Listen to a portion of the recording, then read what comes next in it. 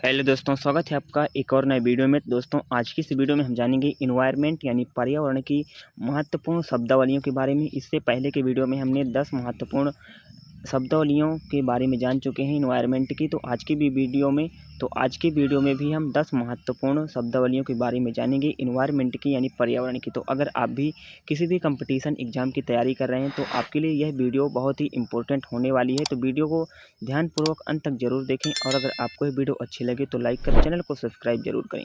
तो चलिए वीडियो शुरू करते हैं। तो सबसे पहले हम जानते हैं अपघटक यानी डिकम्पोजर किसे कहते हैं, इसकी परिभाषा क्या है।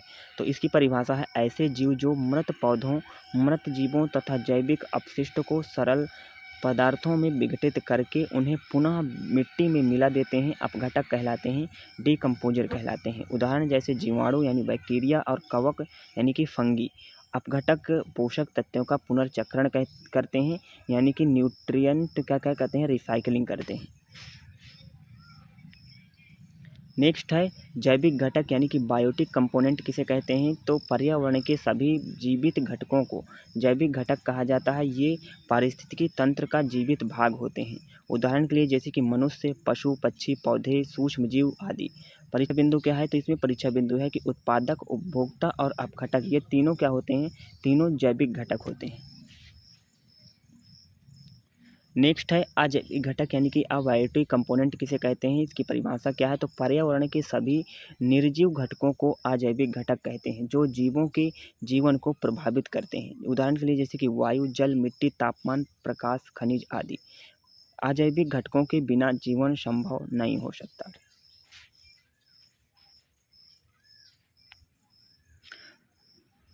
नेक्स्ट है ग्रीन हाउस प्रभाव यानी कि ग्रीन हाउस इफेक्ट किसे कहते हैं। तो इसकी परिभाषा क्या है, तो इसकी परिभाषा है वायुमंडल की कुछ गैसें पृथ्वी से निकलने वाली ऊष्मा को रोक लेती हैं जिससे पृथ्वी का तापमान बढ़ जाता है। इस प्रक्रिया को ग्रीन हाउस प्रभाव कहते हैं, ग्रीन हाउस इफेक्ट कहते हैं।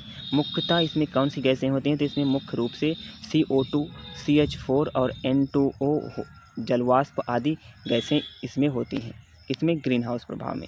परीक्षा बिंदु की दृष्टि से इम्पोर्टेंट है क्योंकि प्राकृतिक ग्रीन हाउस प्रभाव जीवन के लिए आवश्यक है लेकिन इसकी अत्यधिक वृद्धि वैश्विक तापन का कारण बनती है। नेक्स्ट है वैश्विक तापन यानी कि ग्लोबल वार्मिंग क्या है। तो ग्लोबल वार्मिंग यानी कि ग्रीन हाउस गैसों की बढ़ती मात्रा के कारण पृथ्वी के औसत तापमान में लगातार वृद्धि को वैश्विक तापन कहते हैं। इससे क्या होते हैं, इससे जो हिमनद हैं बर्फ़ पिघल रहे हैं। इफेक्ट इसका क्या पड़ रहा है, तो हिमनद का पिघलना, समुद्र स्तर का बढ़ना, क्योंकि अगर हिमनद बर्फ़ पिघलेगी तो समुद्र स्तर बढ़ेगा, तो समुद्र स्तर का बढ़ना, सूखा, बाढ़ और जलवायु परिवर्तन देखे गए हैं। परीक्षा बिंदु क्या है, तो इसका प्रमुख कारण मानव गतिविधियों से बढ़ता कार्बन उत्सर्जन है। नेक्स्ट है जलवायु परिवर्तन यानी कि क्लाइमेट चेंज। परिभाषा लंबे समय तक तापमान, वर्षा, हवा और मौसम के पैटर्न में होने वाले स्थायी परिवर्तनों को जलवायु परिवर्तन कहते हैं, क्लाइमेट चेंज कहते हैं। मुख्य कारण है ग्रीन हाउस गैसें, वनों की कटाई, औद्योगिकरण। परीक्षा बिंदु पेरिस समझौता यानी पेरिस एग्रीमेंट का उद्देश्य जलवायु परिवर्तन को नियंत्रित करना था।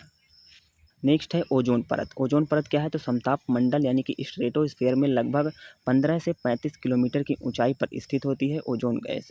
इसकी परत जो सूर्य की हमें हानिकारक पराबैंगनी किरणों से पृथ्वी की रक्षा करती है। ओजोन परत को पृथ्वी की सुरक्षा ढाल कहा जाता है। नेक्स्ट है ओजोन क्षरण। ओजोन क्षरण क्या है, तो CFC क्लोरोफ्लोरोकार्बन जैसी गैसों के कारण ओजोन परत का पतला होना ओजोन क्षरण कहलाता है। ओजोन परत में क्या होना, छिद्र होना ओजोन क्षरण कहलाता है। प्रभाव इसका क्या होता है, तो इसका प्रभाव यह पड़ेगा कि त्वचा कैंसर, मोतियाबिंद, मसालों और समुद्री जीवन को नुकसान पहुंचेगा। मॉन्ट्रियल प्रोटोकॉल जो 1987 में हुआ है, ओजोन परत की सुरक्षा के लिए ही इसे बनाया गया था। नेक्स्ट है कार्बन पदचिह्न यानी कि कार्बन फुटप्रिंट क्या है, तो कार्बन फुटप्रिंट यानी कि कार्बन पदचिह्न किसी व्यक्ति, संस्था, उत्पाद या गतिविधि द्वारा प्रत्यक्ष एवं अप्रत्यक्ष रूप से उत्सर्जित कुल ग्रीन हाउस गैसों की मात्रा को कार्बन पदचिह्न कहते हैं, कार्बन फुटप्रिंट कहते हैं। उदाहरण जैसे कि वाहन चलाना, बिजली का अत्यधिक उपयोग करना, हवाई यात्रा, ये सभी क्या होते हैं, कार्बन पदचिह्न यानी कार्बन फुटप्रिंट के अंतर्गत आते हैं। परीक्षा बिंदु में क्या है, तो कार्बन पदचिह्न कम करने के लिए ऊर्जा बचत और वृक्षारोपण महत्वपूर्ण उपाय हैं। नेक्स्ट है कार्बन सिंक, यानी कार्बन सिंक किसे कहते हैं। तो आज की वीडियो का यह लास्ट टॉपिक है कार्बन सिंक। इसकी परिभाषा क्या है, तो ऐसे प्राकृतिक या कृत्रिम स्रोत जो वायुमंडल से कार्बन डाइऑक्साइड यानी CO2 को अवशोषित करके लंबे समय तक संग्रहित रखते हैं, कार्बन सिंक कहलाते हैं। उदाहरण जैसे कि वन, महासागर, अर्धभूमियाँ। परीक्षा बिंदु की दृष्टि से इम्पोर्टेंट है, वनों का संरक्षण और वृक्षारोपण कार्बन सिंक बढ़ाने के सबसे प्रभावी उपाय में से हैं। तो आपको ये वीडियो कैसे लगी कमेंट करके ज़रूर बताएं, और अगर आपको ये वीडियो अच्छी लगी तो लाइक कर चैनल को सब्सक्राइब जरूर करें। धन्यवाद।